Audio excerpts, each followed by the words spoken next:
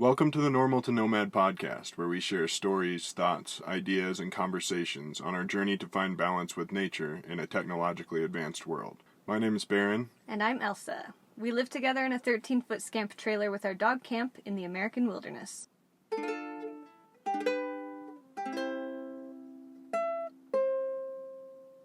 Welcome back to the next episode. In this episode, we discuss the evolution of our work lives and how we've learned to utilize the power of the internet to be able to make money from anywhere in the world. So, for funsies, what was your very, very first job? Just real quick. I think my first job was working in a warehouse, and we had to fill orders for different seasonal decorations, driving little forklifts around. Oh, that sounds like it could be kind of fun. It was initially, but I got really burned out on it quick. Yeah, I can imagine. Santas aren't really your thing. No, not so much. My first job was Sears Grand. When I was 16, I was a cashier. I made a lot of money at that time because I had nothing to spend money on at that time. So it was pretty cush. So would you just buy a bunch of Airheads? Yes, I did. I think I bought a self-tanner at one time. Sears was a great place. Still there. So where do you want to begin? Well, I think our college age is kind of where the majority of our influential work began. Kind of college and maybe before. I met you in my junior year of college, right? Mm-hmm. So that's the work experience that I know you through. Maybe start like at Backwoods. Okay. I guess when Elsa and I met, I was working at a sporting goods store called Backwoods.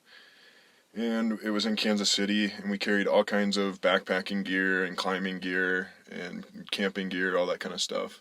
So that was where I got most of the stuff that we still use today, really. So if you're looking to transition into nomad life, a sporting goods store like that is a good place to start because you get a lot of pro deals and everything, and then you can use that gear going forward. You got the tent, our clean canteen water bottle, like a ton of your clothes. All my merino stuff for the most part. Some jackets. Me some clothes. It was a really awesome way for you to very cheaply get things that we needed. Even at the time, we didn't realize we were going to be doing this type of a lifestyle, but it seems like almost all the small towns we've ever been to have little gear shops that can always use seasonal workers, and a lot of people ask how to make money on the road, and we kind of feel like that would be one of the better ways. You don't make a ton of money, but you make up the money that you don't make by getting free stuff and cheap stuff. That goes directly toward this lifestyle. Right. And while I was working there, one of my friends came in, and he had been working in the automotive industry for a little while. And he came up and said, like, dude, you can do more than this, like you could be doing something else. And I had been studying up on web development at the time. And you went to school for web development, didn't you? Coding and stuff? Yeah, I went to DeVry for a little while. But then I realized that a lot of the things that they were teaching me were outdated. So they were teaching, and they were a lot of like more corporate-oriented systems and languages and stuff. And that wasn't what I was interested in.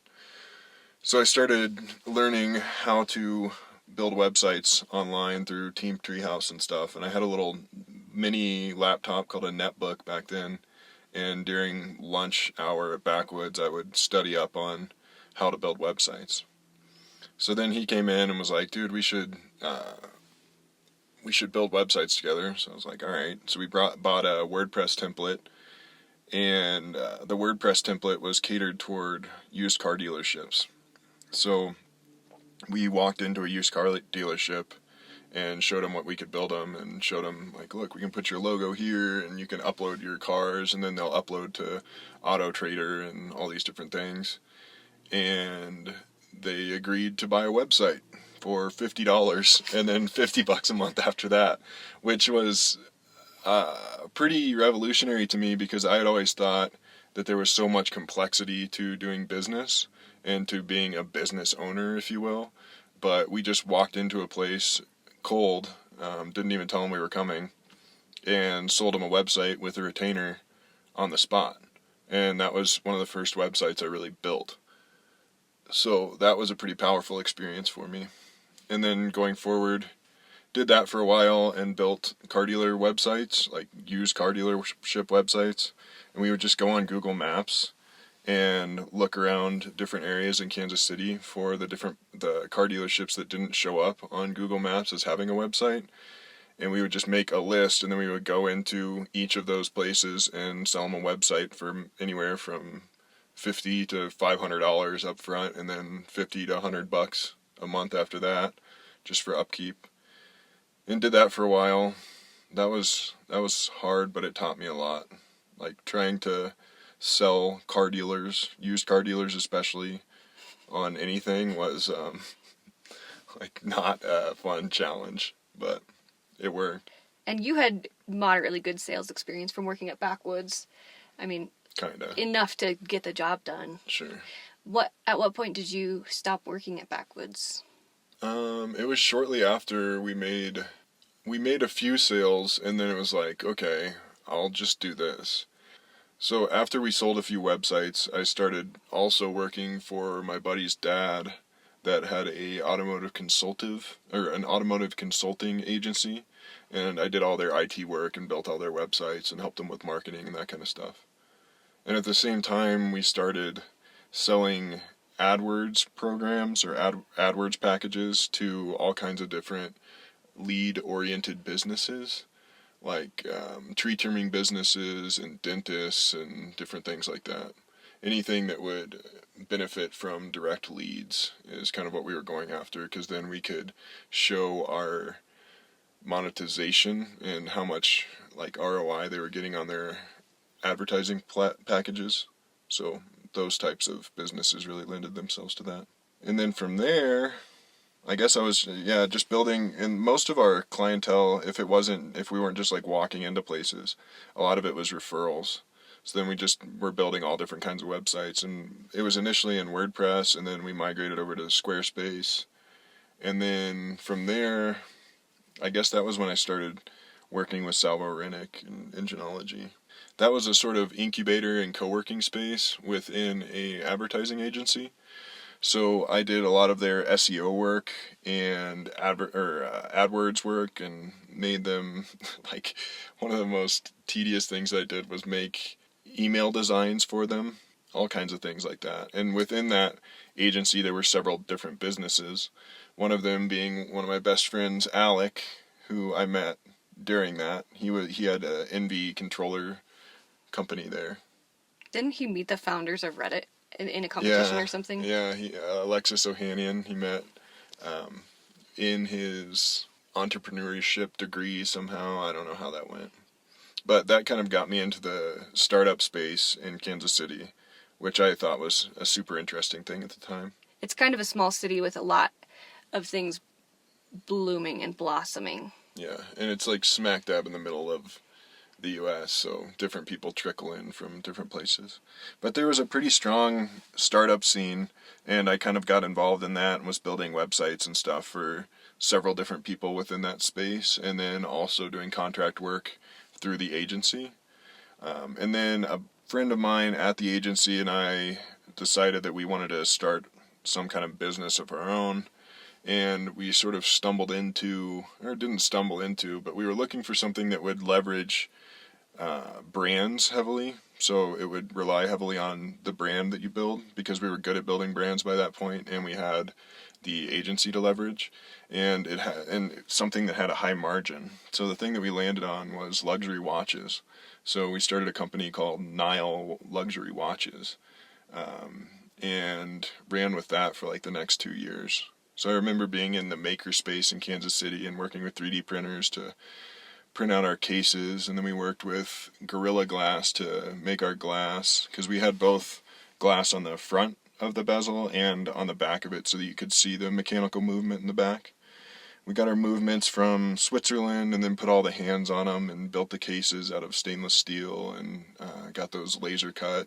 And then Alec actually painted a lot of them in the beginning. And then we started, I was assembling luxury watches, and we were selling them for upwards of right over $4,000. Who was which that was guy ridiculous. that you sold one to? Mark Andreessen. That was the moment where it was like, oh my God, this is real. we sold a watch to, he was one of he made Netscape, the original internet browser. His name's Mark Andreessen. He works in Andreessen Horowitz, which is a VC firm in California. And we had shipped somebody who worked under him that had gotten funding through him. We shipped him some watches, and then Mark, I guess, saw him and bought one. And I remember seeing in my email that we had an order from Mark Andreessen for a watch, and it was like, oh my God, we did it. But yeah, I worked with that for a little while longer, and then I kind of got pushed out of it. That was my first time really working in or with a startup and like founding a company, I guess. So I didn't leverage things how I should have. And as soon as we started to make money, people got greedy, and there's a long story there, but we'll kind of leave it at that. Well, and I mean, you didn't have really any money to contribute to Right. the project, and that was a huge thing in their eyes. Right. But we really didn't need all that much. You're selling watches for $4,000. Right. So, like, what did you need more money for? Well, they wanted to scale a lot quicker, and I think a lot of it was like an equity play. But wasn't that kind of their problem? Was the too quick of scale? Yeah, but that's an issue with a lot of people, because culturally, growth is how you measure success. Like rampant growth, especially in the startup space, because then you can leverage that growth to get investing and funding, Yeah. So they were trying to get to that point as quickly as possible. And a lot of it for them was more of like a social play, so they could like have luxurious dinners and like be the watch guys. And for me, I just wanted to build a cool thing. And I thought it was pretty funny and fun that I was putting watches together that we were selling for so much money. It was kind of I had fun just with the idea of it. I wasn't trying to make a ton of money, and I think that was kind of what they leveraged to push me out of it. But it ended up being great. But you learned so much from that experience, and how you would then have a business of your own later on down the road. Right. And I don't no resentment toward those guys.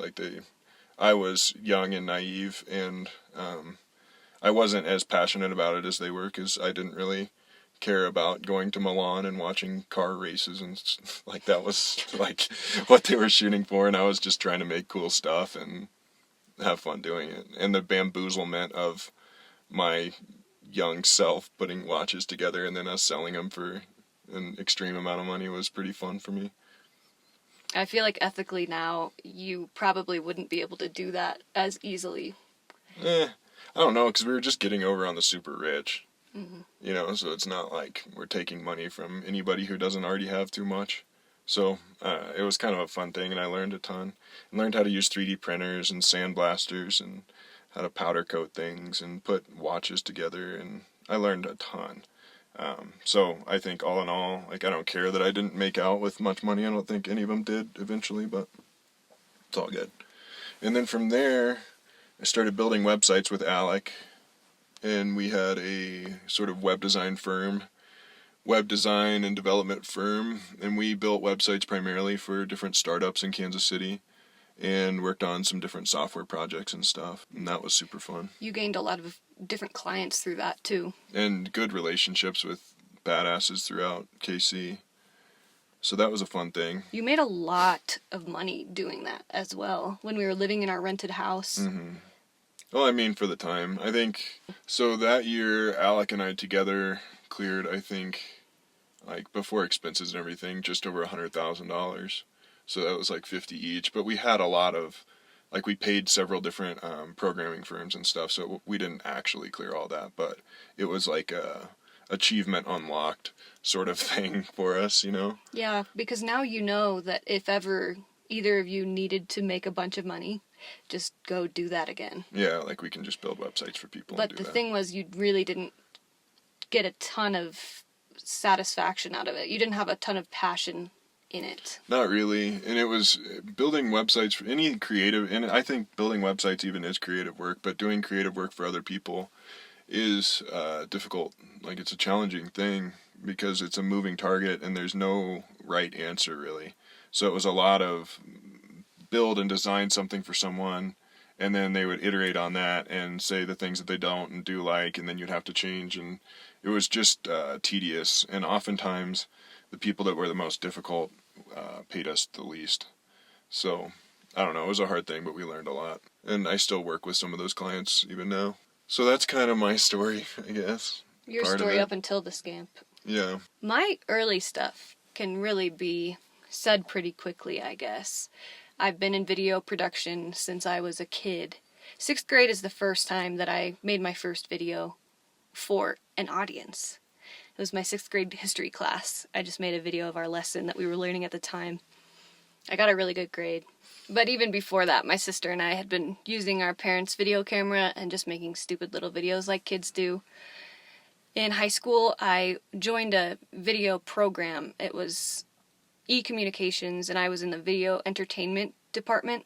So 2 hours of every single day throughout high school, I was working with cameras, doing video editing, making videos. It was a really awesome way to get to learn how to use equipment. And I would boldly say that I learned more about equipment and how to use the equipment than I did in college. In high school, right? Then in high school, I learned more than I did in college. Right. That's so cool that you had that program available. It's amazing.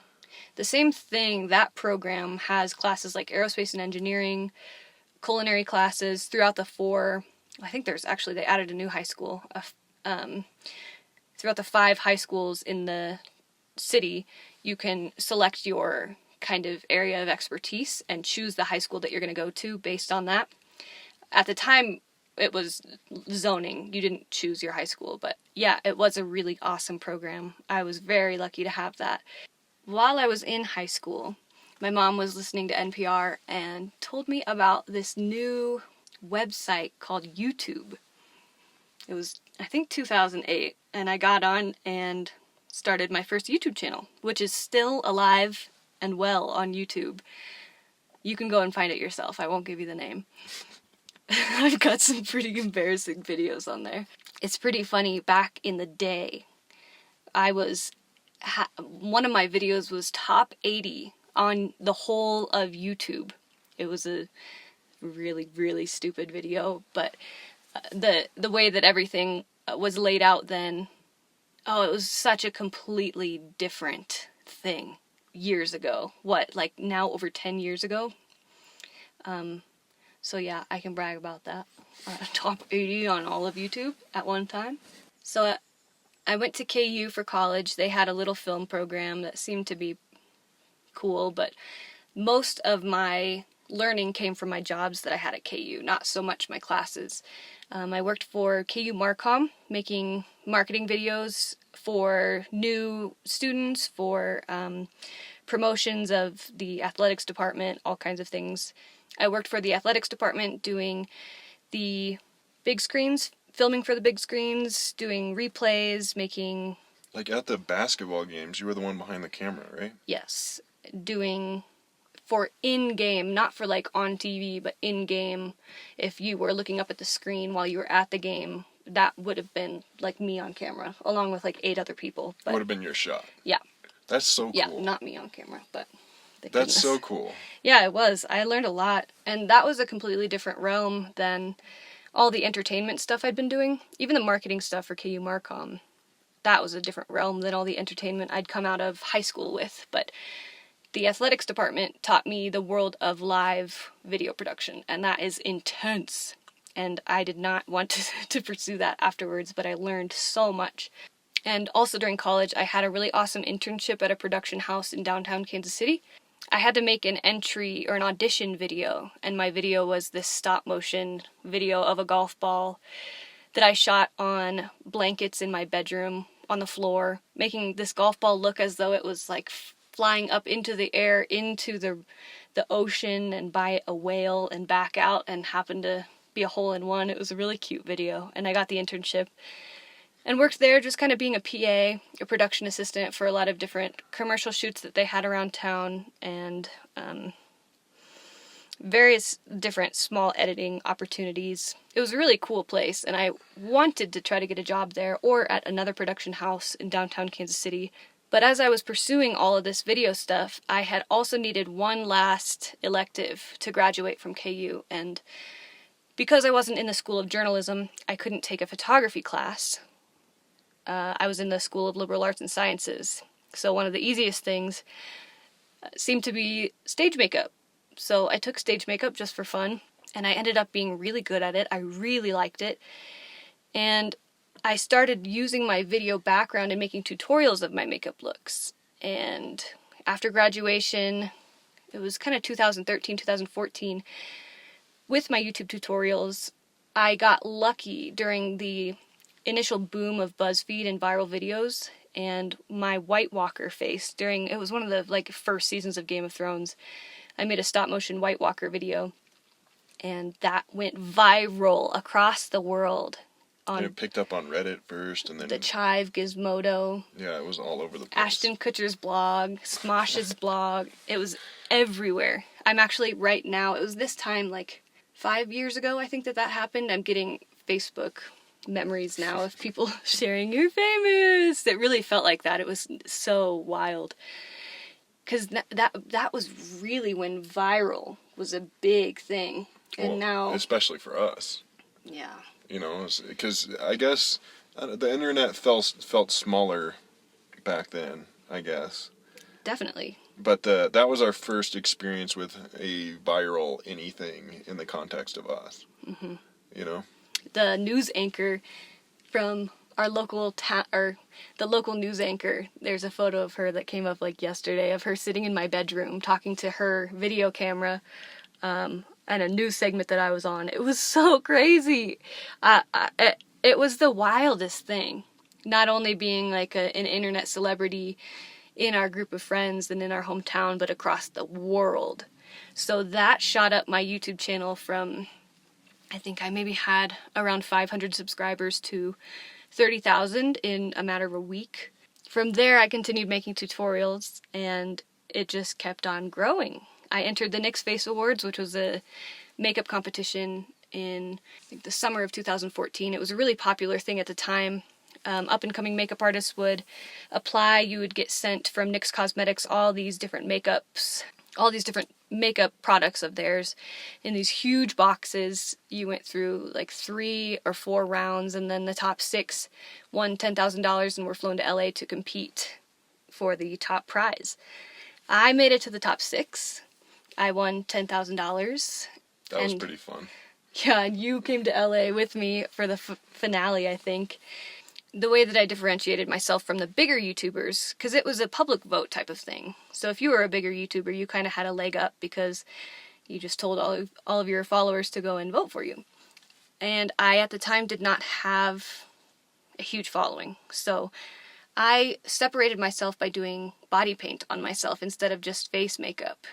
Because it was a creative makeup thing where you had themes each time. I think one theme was a mermaid, one theme was a time period. I chose the psychedelic 60s and drew these really trippy, drippy drops all over my face and my body. The spider one was really cool too. Oh yeah, that was, I think, monsters or something. I drew this 3D spider on my chest and drew my mouth from my bottom lip all the way down onto my neck to make it look like my mouth was wide open.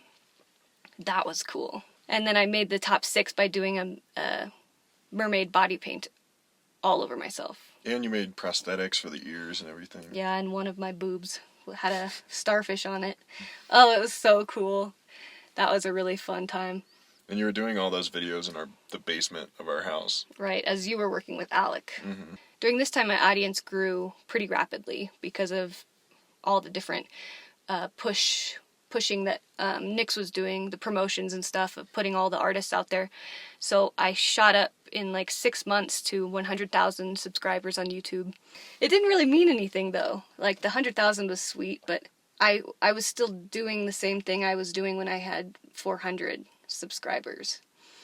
And at that point, the makeup art world was blowing up on YouTube. And you can go and see now the makeup genre on YouTube is wildly huge. When I had started, there really were only a few people doing makeup tutorials like I was. I was inspired by a few other girls who've been total OGs and have been doing it forever, but it, through the Nick's Face Awards, kind of blew up. And it started to be too easy to copy other people, too challenging to be unique. So I continued with the body paint, trying to set myself aside from the other people doing just regular makeup and face art stuff. But even then... Kind of got burnt out. Yeah. I was working as a face painter. It was really great money, really fun, going to events, schools, birthday parties, painting at like butterflies and princess faces and stuff, and it was awesome. A super fun job. You were working for a makeup company with Kate McNabb. Oh, that's right. Yeah. I was doing, it was through one of your buddies' dad's companies. He had a makeup company where I was doing their video tutorials in Chicago and just kind of making promotional product videos for them. That made me a lot of good money at the time. We were making so much money at that time when we were living in that house. Yeah, but we were just like blowing it. Yeah, that was the most expensive rent we ever had. Mm-hmm. But it didn't feel like we were making a ton of money. And how I was making money especially was bursty.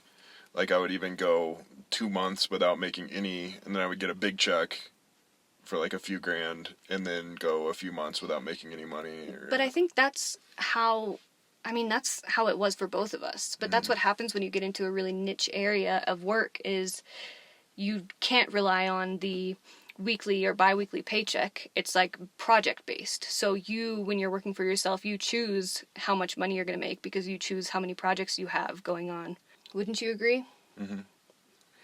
That's kind of how we got into a bind, is we took on too many projects and didn't, like, I wish we would have catered more to the people that we started working with initially and just build a list of 5 people that were just great to work with, rather than trying to go pursue new clients all the time, because that takes so much energy. And if we would have just allocated that energy to the clients that we had already established, then I think that would have given us a lot more longevity. But we were just always trying to get the new thing, you know?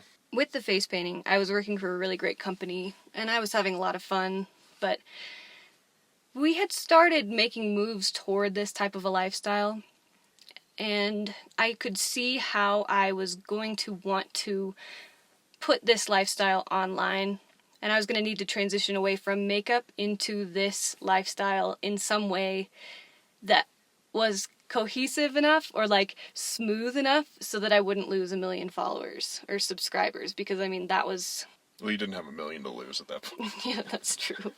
But you know what I'm saying. I didn't want to lose this audience because... You'd already established it. So we talked about whether we should spin up a whole new channel. Because that's what a lot of people do.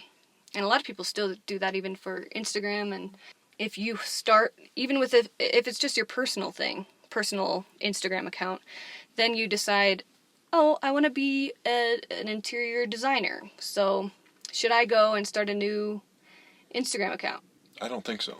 I think a lot of people do that, but I don't know that it's the best move. Well, and I think that's because you've got your audience there with you that you've built based on this trust that they have because it's you. Then you are going to go start this new venture.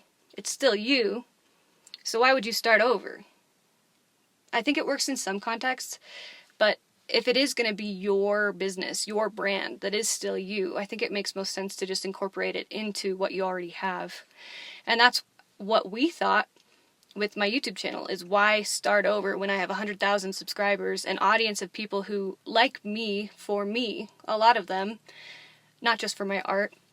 So I kind of intentionally transitioned away from body paint into more doodle art videos and mural art, kind of making myself seem more like a general artist rather than a makeup artist or a body painter. It was pretty strategic because then, as I'm making tutorials about how we're living in the scamp, I was incorporating different mural time lapses and different doodle time lapses and things like that, so that I could softly roll it over to a lifestyle thing. Right, and now it's almost entirely scamp stuff. But it was smooth, and now I have 250,000 on YouTube, and people seem to love it. Even the people who came initially for face and body paint and were like makeup enthusiasts, now they're like, damn, maybe I should live in a trailer. Right. You know, it's kind Which of is funny. cool because that world is, in a way, a bit more superficial. It's makeup. It's an art form, but it's money focused. It's image focused. And now we're presenting a different type of life, living in the forest with very minimal possessions. And no makeup. And no makeup and a lot of dirt. And some stink. So that was about the time that we moved into the scamp, right? Yes. As switching the videos into the scamp life, yes. The money sources that we had going into the scamp was... You had clients still. I had several web development clients that I'd continue to work with, some of which I still work with today. And I was making a little bit of monthly cash on YouTube. You were face painting too. That was the majority of your income, right? Well, when we were still living in Kansas City, but I'd stopped face painting once we moved out to Right. Colorado, which was like 2 months after we moved into the scamp full time. And it was a little bit worrisome because everybody says, well, how do you make money? Like, how can I do this? I can't make money like that, or I have to save up a huge amount in order to live like that. But with our small incomes coming in, with our goals to make YouTube a real viable thing to make money, we quickly learned that we don't need as much money as we thought, or as everybody tells us we do in a lifestyle like this, because we were spending so much less money that we didn't require making so much money. To be truthful, though, we were running pretty lean initially. Like when we first started, we didn't have a lot of extra money and we weren't able to save much because we were just like getting on our feet and figuring everything out. And a lot of the money that we did have went into different gear and components that we needed. So we were pretty lean starting out. It's not like we were like, oh, what do we do with all this cash? Yeah. I mean, when have we ever really been like that? Until maybe now. Yeah. But even now, any extra money goes into savings for other goals that we have long term. But because we were spending less and making less, we still had the same amount in our banks, it felt like. Like, it wasn't like we just were broke jamoke moving into the scamp, because we saw how much less we were spending generally across the board on going out, on buying clothes, on even buying food. So that was a huge learning element that not a lot of people really had talked about in any of the things that we'd watched on YouTube. Was, oh, you'll be spending less, so you don't need to work as much. And part of that is how we live too. Like, we weren't constantly traveling. Yeah, that's a real thing. Because when we did start really traveling from Kansas City to Arizona, Got expensive flights. yeah, the gas receipts added up. But I mean, we have to stay stationary because we're working online. So we have to kind of sit, have some time to work on our laptops, then we go explore, and then we move and do it over and over every 2 weeks. So in that time, we were kind of bouncing between Breckenridge and Denver. And that's when we built our relationship and really became great friends with the people at Dust City. Dust City Designs, they do a lot of wood work. They've made a bunch of taps, like beer taps, a lot of stage design, and their main thing now is wood stickers. And I very thankfully got in with them, gave them some of my designs and printed some stickers because it was a good way for me to sell my art, and a really small, compact piece of merch that we could, and still do, fit in a Rubbermaid tub. Her whole business Fits out fits of in a tub. Rubbermaid tub, and it's excellent. Dust City has a ton of huge clients, like REI and Bass Pro, for example, who took a few of my designs and now still sell them in their shops. So I make a little bit of residual income off of that. And even now, as they've expanded, they still continue to give my design to new clients. Some of them take it. So I have, I think, even one design in Japan being sold. And I make just a few cents on each that's sold. But that's a really nice thing. Nice way to make money. I don't even have to think about it. It's as passive as it could be. All thanks to Dust City. And then we also found, we were staying in an area for a while and found a local organic farm. And we made a little bit of money there, but the majority of the benefit of working there was free food. Free, delicious, hand-plucked produce. And fresh organic vegetables. That's where we learned how to eat vegetables. And that's, in doing that is where I learned to enjoy salads. Yeah, well, because, like, I had never had a real radish. They're always so spicy and flavorless when you get them at the grocery store, but... And their carrots were like candy. Right. I'd never had fresh, off-the-farm produce. It was so good. So we made a little bit of money there, but like Elsa said, it was primarily, our payment was primarily in fresh produce. So every week we got a box of as much produce as we could eat. So we switched our diet to primarily plant-based. And you know what? That's just like working at a gear shop. You can find a lot of these organic farms throughout these little towns we've been traveling through. So if you really were tight on cash, that's a very humbling, literally down-to-earth experience and way to make money as you're on the road. And everything that we learned we can carry going forward into growing our own food and sustaining ourselves. And the people that we met are awesome, and oftentimes those farms will have places that you could even park if you're working full-time on the farms. So it's an ultra-viable option if you're trying to transition into nomad life. All the while we were making money outside of social media was still continuing to blossom as I was putting up YouTube videos and stuff of, mostly, it was a lot of, like, still tutorial world, how to do this, how to do that, wouldn't you say? Mm-hmm. Within the scamp. But then people started really seeming very interested in just the lifestyle itself and vlogs and how we survive together in a teeny tiny trailer. Baron became a much bigger part of the videos. It's like we're two characters on a real-life reality TV show. And I think that's interesting more now that people know us. But I don't know that starting a lifestyle vlog is the best way to build an audience. I think it's better to build around sort of more viral or virility-oriented content, or like content like that could reach a lot more people. And then once you have those people that are interested in what you're doing, then the vlogs make sense. That's what they say about the huge photographer YouTuber Peter McKinnon, is he started his channel when it was very small doing vlogs, and it really didn't take off until he started doing tutorials and teaching people how to do photography and really gaining their trust. And then once they had his trust, then he could start showing vlogs of his life, and people cared more because they had the trust in him. And like a relationship established. Yeah, that's right. So I guess that's a good segue. We were, at this time that we were building relationships with our followers, we were reaching out to brands to try to build relationships with them. BioLite was the first. And how we did that was we bought their cook stove because it was something that we needed, so we just paid retail price for it. And then we went to the park and made a video. A really good video. Using their cook stove, and then showed that to them, and they were like, wow, great, that's excellent. And then from there, they sent us the lights and all of the different systems that we still use today. And it's a back and forth of, hey, Elsa and Baron, we need content. Can you make some content over our headlamps? We'll send you these headlamps. Or we have prototypes. Could you test them out?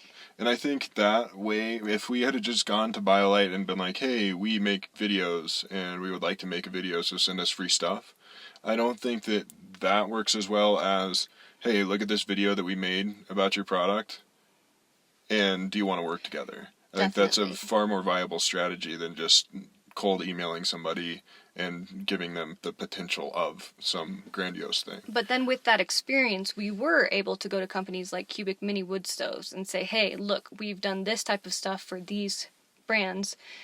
Here's what we can do for you. Here's what you can do for us. And leverage that relationship and our demographic and our audience and the type of content that we produce to get free stuff from them. Because all this free stuff, this is specific stuff that we reach out to these brands specifically for. The wood stove kept us alive all winter, and the BioLite was our main cook stove for a year and a half. Other companies like Firefly Cacao. Cacao is something that I really strongly resonated with. Matador has a lot of really awesome outdoor products. WeBoost is how we get our internet. Grail probably saved our lives in Puerto Rico. Yeah, filtered water. So I get quite a lot of emails very regularly from companies from China, companies, small companies saying, here, we'd like to send you this. Can you make a video review on it?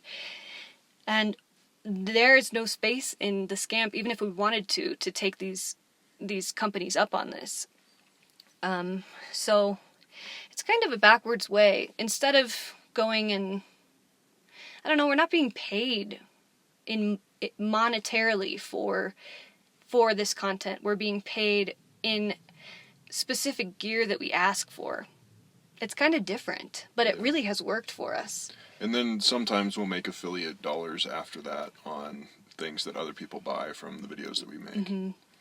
Like our freaking frothers. Yeah. And then from there, something that as we built the audience and started to make content that people really saw value in, people wanted to begin donating, which was and still is a wild thing. Yeah, you want to give us your money just Yeah. because? But it's because we're making so much useful free content and people recognize that, and there is this sharing culture alive and well now. Wouldn't you say? Yeah, totally. And it's reciprocative, because then people can use the information that we give them to make more money for themselves, or to save more money, or to find different things that they wouldn't have otherwise been able to find. So then that kind of works into Patreon, and that's a way that we're making a little bit of money currently, but we're still trying to figure out how to position that, because it's hard to make Patreon only content, because we would rather just give all of the content to everyone. Like we have been doing all along. Right. But people trust Patreon, so they know what Patreon is and feel comfortable with putting their money into Patreon. So we have that option available, and we will grow with it as it continues to grow. And I think with the podcast and stuff, it'll really help us find our place with that. Right, for sure. But Patreon is super helpful even over like a big donation, because we can rely on the monthly click of revenue. So to have that sort of consistency, because there's very little in our life that is consistent, to be able to lean on that is really nice. And the content is always still consistent, so that's kind of a nice fair trade. Right, and it's always going to be free. So to close all this out, some general advice that we've taken from our experience would be to build your audience and start small. Don't start by trying to promote yourself to the entire world, because the entire world, I don't want to say they don't care, but you can't do that. So first, build your audience and start small. And something that I learned from the guy who writes the Wait But Why blog, I can't remember his name, but it's to write or make content like you're making it for a stadium full of yourself. Because chances are there are people that are very much like you that content will resonate with. So don't try to make it appeal to the whole world. Just write or make videos like things that you would like to see yourself. And you can start small. And another good essay to look at is by Kevin Kelly. It's called 1,000 True Fans. And it's the idea that all you need is 1,000 true fans to make really any amount of money that you can fathom. So if you just start small, and every small achievement matters. So if you have 10 followers and 10 people that you're interacting with, that's a huge achievement. And truly, that's enough to really start and gain momentum. It's like if you're making something and you want that to be your main hustle, start by pushing that on Facebook and on Instagram to your friends and your family. And then once that gets recognized and people are interested in it, start an Etsy and have the word of mouth be kind of what pushes you and promotes you. Build yourself a website. Yeah, and a personal brand. Even I built websites for a long time before I built one for myself. And what really helped me was just making buckets, like a thoughts bucket and photos bucket and different things like that for any sort of inspirational things, or just to ride my inspiration and be able to write about or share anything that I wanted. Really helped me to build a thing. And now going forward, I can leverage that and show people, like, look, here's what I'm about. Here's what I've been doing. It's like a constantly updated portfolio And resume. of your work. The 80-20 rule is something that my dad talks about all the time. 80% of your time and effort should go into the top 20% of your audience. And 20% of your clients will bring you 80% of your revenue, generally speaking. That takes off so much pressure, thinking, phew, okay, I don't have to work to push all of my efforts toward every single person in my audience, but catering toward the top 20% of people who interact with us and who show us most support and whatever. That's how we, right? Is that how you would explain that? And in the context of client work, like working with a bunch of different clients, at one point we had 20 plus clients that we were working with. But if we would have instead just worked with the 5 best clients and put all the energy into that, then I think that would have created a better product for those clients who would then probably come to you again later on down the road. Exactly. So focus on the people and the clients that you have now and build that relationship if they're good people, rather than trying to build the new shiny thing over and over again. And lastly, utilize the internet. The internet is a really powerful tool. It gives you access to the entire world of eyes, unlike anything else. I think building a personal brand is going to be like the most constructive thing that you can do going forward. So to just have a website up that is about you and the things that you do, for you to be able to pour any of the inspirational or unique things into, is a great place to start. And then for any business that you want to pivot into, you can leverage the audience that you've built there to pivot into that business. And say, here is what I have to offer you. Right. So leverage the internet and position it as a tool. And if you need help with any of these things, or if you're stuck, or if you need inspiration or help figuring out how to build a site, give us a shout and we will help you do that. Yeah. I hope you enjoyed this episode of the Normal to Nomad podcast. If you would like to support the podcast, please go over and check out our Patreon. It's patreon.com/normaltonomad. Excellent. Well, we'll catch you in the next episode. Bye.